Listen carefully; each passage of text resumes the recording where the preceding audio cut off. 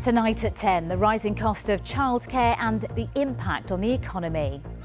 Nurseries say they can't afford to stay open. Parents tell us they're being forced to give up work. When we worked it out, it was just pen and paper, how much childcare would cost, and it just wasn't worth me going back to work. Labour says the current system is broken. The government is expected to announce more childcare funding in the budget next week. Also on the programme. The mother of 9-year-old Olivia Pratt-Corbell describes the moment her daughter was shot dead last year at the trial of the man charged with her murder. More protests in Georgia despite the government's promise to drop legislation targeting organisations that receive foreign funding. Get ready for heavy snow and blizzards in parts of the UK as the Met Office warns there could be significant disruption. And meet the woman flying the flag for the UK in this year's Eurovision Song Contest. Mae Muller will be heading to Liverpool in May. On BBC London, more than 200 people arrested by the Met Police during a crackdown on criminal networks using children to carry drugs around the UK.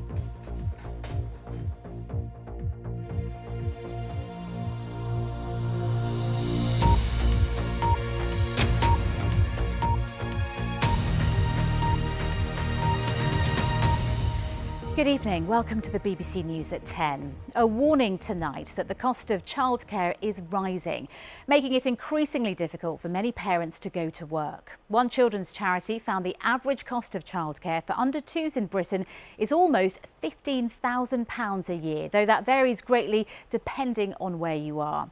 Just look at the difference in the amount of take-home pay you will spend, roughly 44% for full-time workers on average pay. But in Scotland, it's around 35% and more than 50% in London. Now, the government says it's invested £20 billion over 5 years to help families with childcare and is expected to announce more funding in the budget next week. Labour says it would completely overhaul the current system, calling it broken. Our political correspondent Alex Forsyth has more. Children can bring enormous joy, but they can cost too, particularly when it comes to childcare. That's something parents at this baby and toddler group in Alsager in Cheshire know all too well. Rachel isn't returning to her job in the health service because it would cost too much. When we worked it out, it was just pen and paper, how much childcare would cost, and it just wasn't worth me going back to work, which isn't good because obviously we've only got one income. Parents can get 15 or 30 hours of free childcare or other support, depending on their circumstances and children's ages, but many say the system is still far too costly and complex. And just across the road, this preschool is one of many saying funding shortfalls and spiralling costs mean their future is uncertain. I can't say I'll be here in 5 years still, or even I'll still be here next year, because until something really changes that makes it easier for parents to afford and makes it easier for us to provide staff with good wages, who knows? Today, Labour said reforming the childcare system would be a top priority if they get into power. The next Labour government will build a modern childcare care system, one that supports families from the end of parental leave right through to the end of primary school. The party wants a total rethink of the system, but beyond plans for school breakfast clubs, they haven't yet spelt out what they would do. Are you saying you're going to scrap the 3 hours system? We want to move away from that model. It isn't working, it isn't delivering for providers. So many are going bust. Parents don't get what they need and children don't get the start in life they deserve. We have to think differently, and in the months ahead we'll look at exactly what that will mean in setting out a new model. You'll know there will be parents that hear the idea of ditching 3 hours and they get nervous if there's nothing on the table to replace that with, no detail. I'm keen to listen to parents, listen to providers and make sure that we are delivering the very best for all of our families. You could be talking about billions more going into the childcare system. Is that what Labour's talking about? And if so, how would you pay for it? All other elements of what we set out will be fully funded and fully costed. There's not a lot of detail in Labour's plan so far, but they think this will be a defining issue at the next election. They've identified over 100 seats where they think it will make a real difference. Meanwhile, the government's under pressure from some of its own MPs to do something about the childcare system. Campaigners too are pushing the issue, handing a petition to Downing Street today calling for reform. The Chancellor is expected to address it in next week's budget as part of plans to get people back to work, though the Education Secretary said tonight they had put extensive support in place. We want to make childcare affordable and flexible for parents, and we want to make sure that it's a really good offer for kids as well. You know, we are always looking to see what more we need to do, but we have done probably more than any government ever actually in childcare.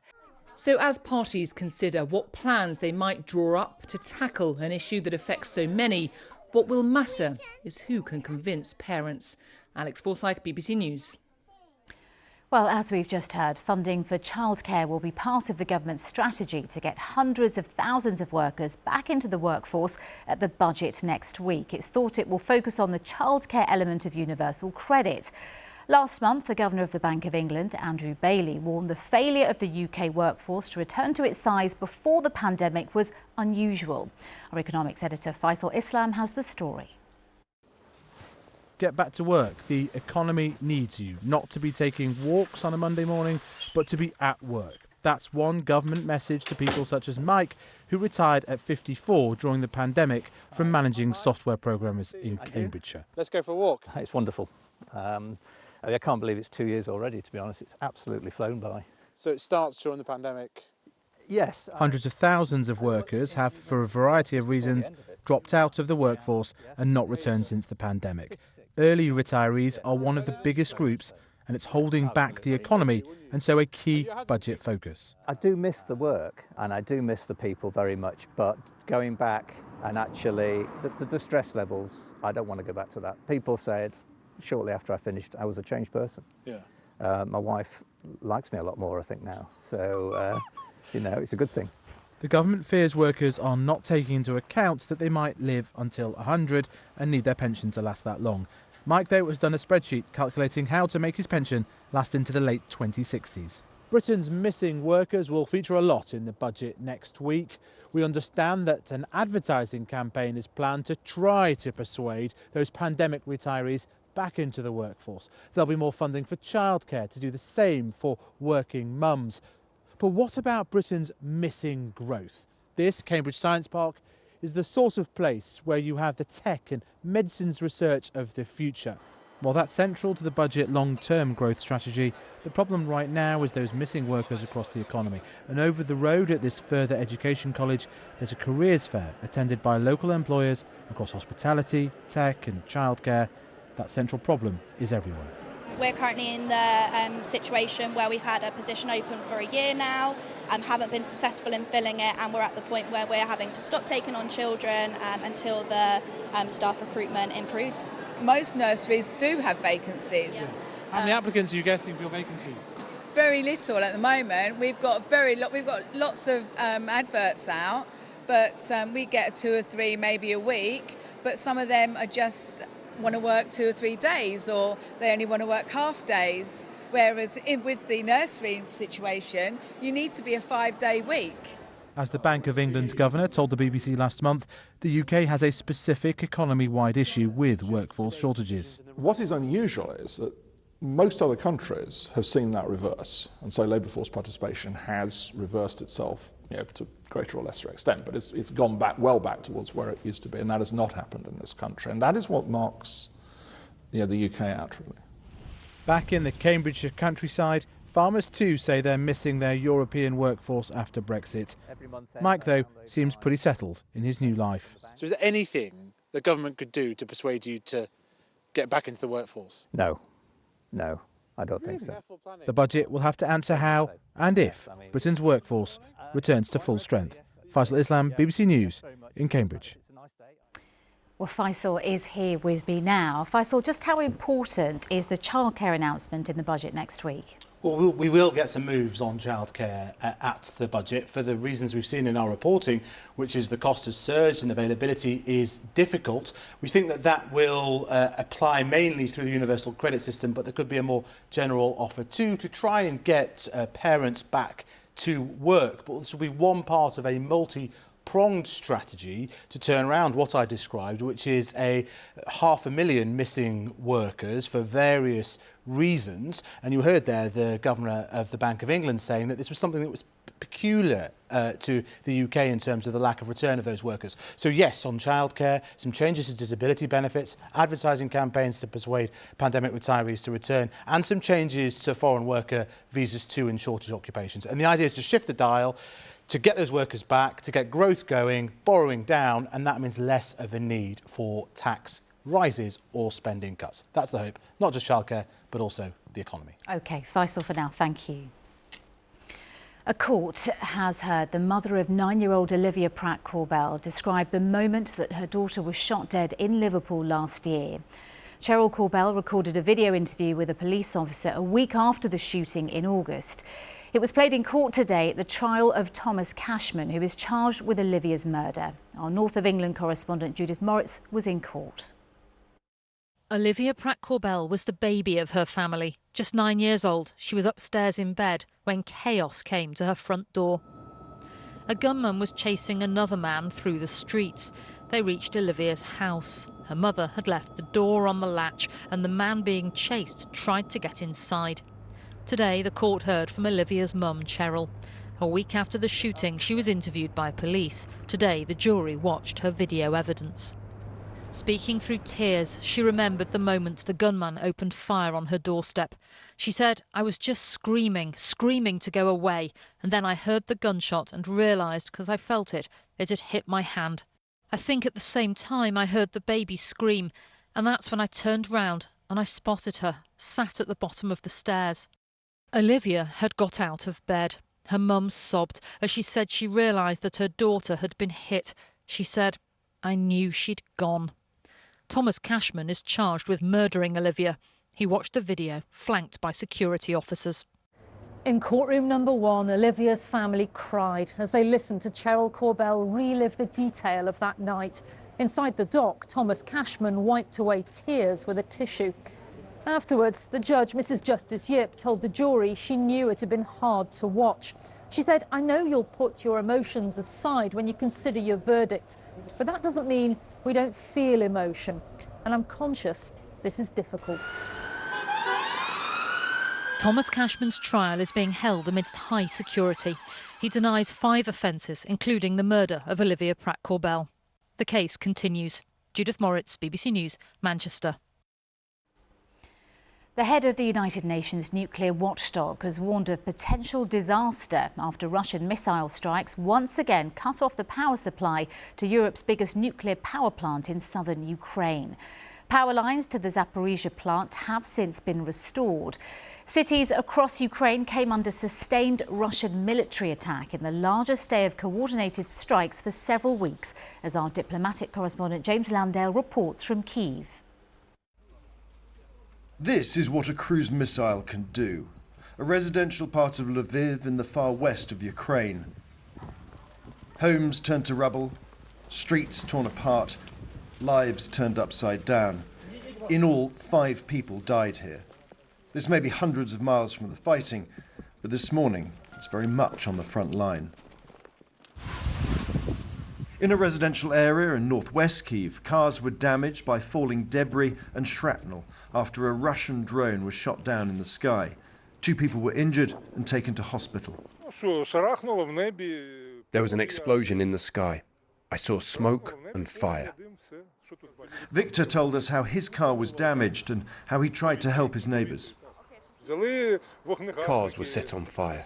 We took fire extinguishers from our vehicles to try and put them out, but it didn't succeed and the fires spread. I'm fed up with it. Can't stand all this. I don't have the strength anymore. Why are they doing this? They're scaring the children. These strikes might have been targeted against energy infrastructure, but here, not so much. As you can see, cars damaged, some of them destroyed and burnt out. All around me, there's windows have been blown in the residence blocks. And over here, debris litters this children's playground. Smoke on Kyiv's skyline, the aftermath of a strike on energy infrastructure in the south, one of many such attacks on similar targets across the country. For some hours, power was cut to the Zaporizhzhia nuclear power plant, the largest in Europe, currently under Russian control. The risks of overheating reactors all too evident for the UN nuclear watchdog. Each time we are rolling a dice. And if we allow this to continue time after time, then one day our luck will run out. But for now, people are trying to get on with normal life after the most substantial airstrikes for several weeks. They know they won't be the last. James Landell, BBC News, Kyiv. Thousands of people have been demonstrating in the Georgian capital for a third night, despite the country's ruling party saying it would withdraw a controversial law targeting organisations that receive foreign funding. The opposition says it will keep fighting against what it sees as Russian-inspired attempts to derail the country's pro-European ambitions. Our Russia editor Steve Rosenberg reports from Tbilisi. Outside the parliament, it was clear where most Georgians see their country's future. Clear too, the results of people power. The protesters had won. They'd forced a U-turn. The ruling party had withdrawn the controversial Foreign Agents Bill that many here saw as a threat to civil society. And they accused their government of trying to move Georgia back into Russia's orbit. We don't really want to be part of Russia and everything they're doing. The whole Georgia is against it, actually. What do most Georgians want? We want more integration in Europe. This is our goal. This is our main request. Since we want to be part of Europe. The scene earlier this week. Pitched battles by the Parliament building. Water cannon and tear gas to disperse the demonstrators. But it didn't stop the protests. And along with the EU flag, out of solidarity, the flag of Ukraine. The war there and events here have something in common. In many ways, what's happened in Georgia this week and what's happened in Ukraine are part of the same picture. Both these countries were part of the Soviet Union. And more than 30 years after the fall of the USSR, the consequences of that geopolitical earthquake, the collapse of the Soviet superpower, are still being felt across the region. In Ukraine, the Kremlin launched a full-scale invasion to try to force the country back into Russia's sphere of influence. It invaded Georgia too, more than a decade earlier. There are thousands of Russian troops on what is internationally recognized as Georgian territory. Russian aggression against Georgia and Russian aggression against Ukraine are parts just of the same picture of Putin's policy to restore his influence in the, his neighborhood and restore some new version of the Soviet Union. This week, Georgians have made it clear they want no part of it. Steve Rosenberg, BBC News, Tbilisi. Police in northern Germany say several people have been killed and others injured in a shooting at a church in the city of Hamburg. Police say a large-scale operation is underway. The suspects are believed to still be at large. The government is to delay building work on some parts of the high-speed HS2 rail line in an attempt to cut costs. Construction between Birmingham and Crewe will be delayed by 2 years.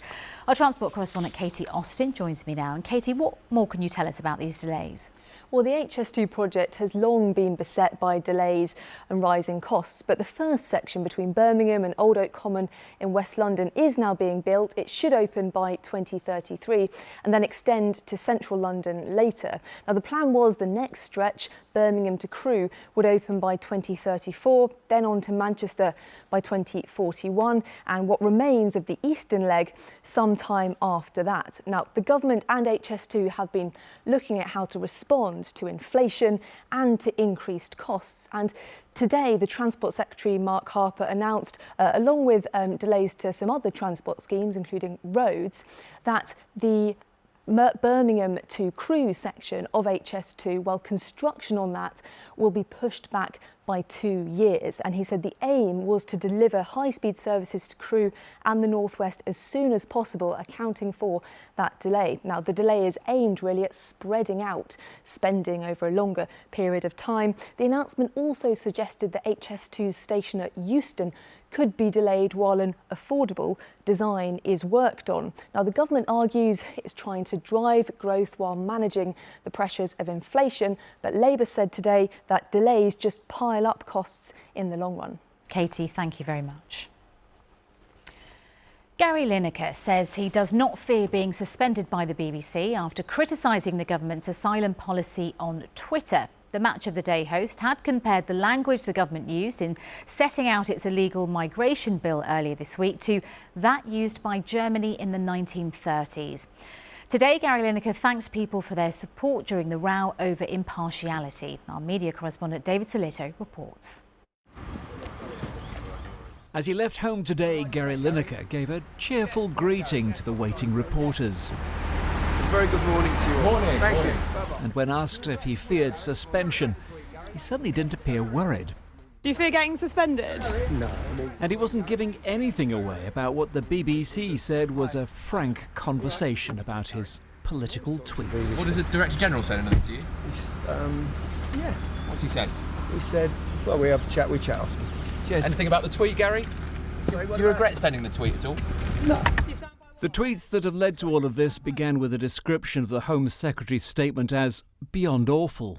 He then defended the statement, saying the policy was immeasurably cruel, and added the language used is not dissimilar to that used by Germany in the 30s, a comparison which the Home Secretary says is deeply offensive. To kind of throw out those kind of flippant analogies diminishes the unspeakable tragedy that millions of people went through. And I don't think anything that is happening in the UK today can come close to what happened in the Holocaust.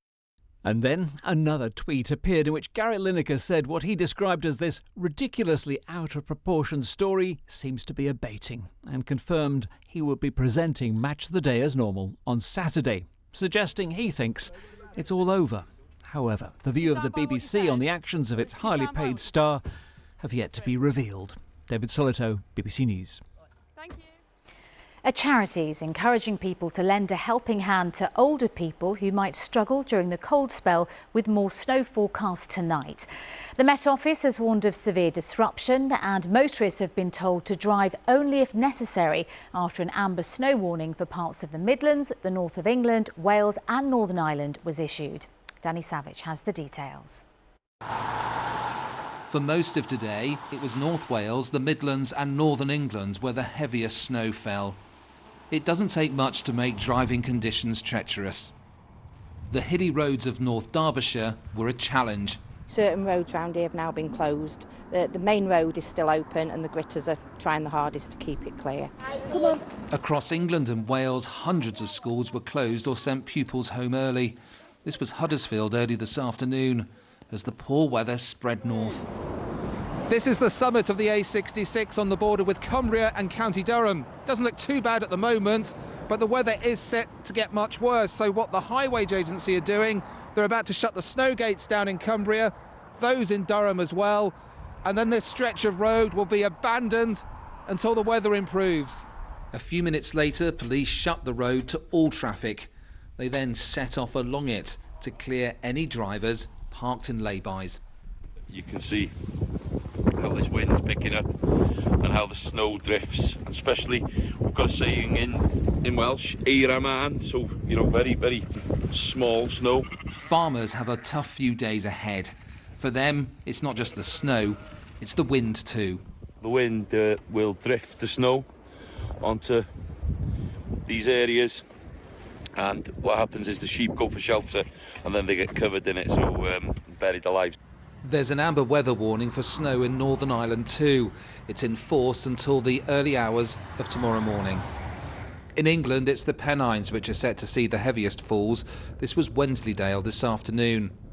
Some areas have seen deep snow, but the worst conditions are not widespread. Tonight, the M62 over high ground between Leeds and Manchester is being kept clear. but weather warnings are in place for a few days yet. 3 amber weather warnings in place at the moment, one of them in Northern Ireland till 4 a.m, one in North Wales till 9 o'clock and one here in Northern England until midday. Then other warnings for a few days after that. The A66 behind me still closed. Been knock-on effects on other roads across the Pennines tonight. Lorries becoming stranded because they're using that as alternative routes. North Yorkshire Police saying there are numerous vehicles stranded, advising people not to travel. Some drivers are going to have a very long night. Tina. Danny, thank you. Danny Savage in North Yorkshire. Rishi Sunak is due in Paris tomorrow for a meeting with the French President Emmanuel Macron. It's the first bilateral summit between Britain and France since 2018. Our Paris correspondent Lucy Williamson looks at whether, after years of tension, the cross-channel relationship could be thawing. Being good allies takes practice. As the Prime Minister prepares to renew ties with President Macron, British soldiers have been taking part in France's biggest military exercise for decades, against the backdrop of a new war in Europe. The Élysée Palace says defence cooperation suffered from Brexit, COVID and a broken security deal, and that now is the time for fresh momentum. On the ground, the view is different. We use the metaphor of the channel. So if you think of on the surface, you have the rough seas, you have the winds, you have the weathers. Maybe that's a political level, I don't know. But for us, there's the Channel Tunnel. There's a smooth, constant interaction between both of our armies, both our armed forces, that works constantly and that has not failed at any time. There have been plenty of rough seas and bad weather between Paris and London. Rows over migration and post-Brexit fishing rights left Emmanuel Macron and Boris Johnson trading accusations across the Channel. Things weren't much better during Liz Truss's brief premiership. Thank you. When asked last year if President Macron was friend or foe, she replied, "The jury's out." Sylvie Berman, a former French ambassador to the UK, Russia and China, says cross-channel relations are now ripe for a reset. Rishi Sunak is not emotional as Boris Johnson was, because Brexit was his baby. And also, Liz Truss, she didn't stay for a long time, but there was a problem. It's been 5 years since the French and British leaders met like this to discuss key issues. Both sides say a better political relationship is due. And Rishi Sunak is seen here as a pragmatist who's already proven he can work with the EU to resolve disputes. But how far will warmer political ties help solve deep-rooted issues like migration? France has been cool towards Mr. Sunak's new plan to tackle small boat crossings. London says French patrols, partly funded by the UK, are helping. But a real game changer, like sending migrants back to France, is still off the table for Paris. The commitments and challenges that span the Channel can both endure a lot of change in political ties. Lucy Williamson, BBC News, Paris. A 25-year-old singer from London has been picked to represent the UK in this year's Eurovision Song Contest. Mae Muller will perform her track I Wrote a Song at the competition in Liverpool in May. She says being chosen feels like a dream. Our music correspondent Mark Savage reports. Hello, I am Mae Muller and I am representing the UK in this year's Eurovision! Yeah! And this is the song she'll be taking to Liverpool in May.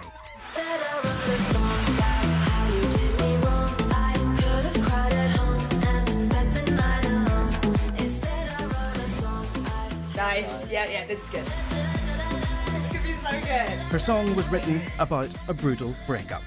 I was really annoyed at this guy. I wanted to do something crazy, maybe burn his house down, I don't know.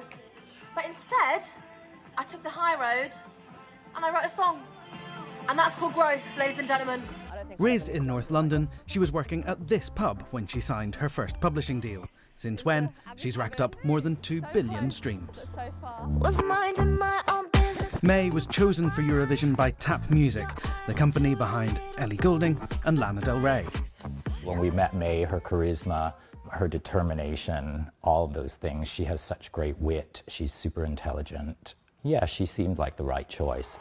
But she has big shoes to fill.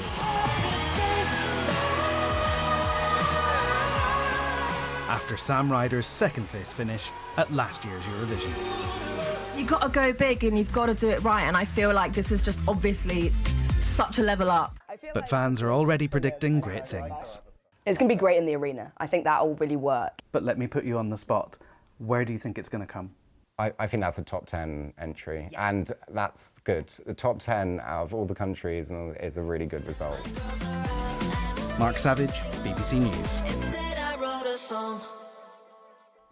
It's time for a look at the weather now with Stav Daneos. How's it looking, Stav? Very snowy, Tina. Some treacherous road conditions as well expected as we head into Friday morning as well. Good evening to you. Let's look at the rain and snow radar. We can see where the heaviest of the snow is at the moment. Northern Ireland, central southern Scotland as well, reaching the central belt there, but especially across northern England and North Wales where we have these amber warnings in force. Mainly of rain across the south because it is less cold. These are sorts of measurements we're expecting over the hills in the amber warning areas. Northern Ireland's amber warning to be lifted around 4 a.m.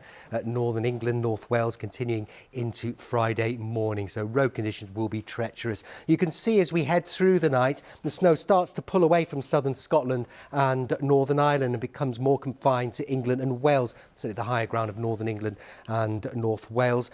Further south, it'll be mainly of rain, some heavy bursts there, but the winds will be picking up, so this snow will tend to drift and could even see some blizzards for a time as well. Another very cold night to come across Scotland and Northern Ireland with clear skies, a risk of ice too. You can see the area of low pressure pulling away into the near continent, taking strong winds and sleet, snow and rain with it. So it's a very wintry morning. Again, some blizzards and drifting snow and the strong wind. But you'll see it starts to clear away up to around midday. It should be mostly clear from the east. And then it's a bright afternoon, plenty of crisp sunshine around, 1 or 2 showers. These wintry again for northern Scotland, but a colder day to come across the board, including southern England. Highs of 1 to 5 degrees. And with that cold air in place as we head through Friday night, light winds, a ridge of high pressure, it's going to be very cold. Widespread ice across areas where we've had the snow, those temperatures dipping sub-zero for many, down to minus 10 Celsius over the snowfields of northern England.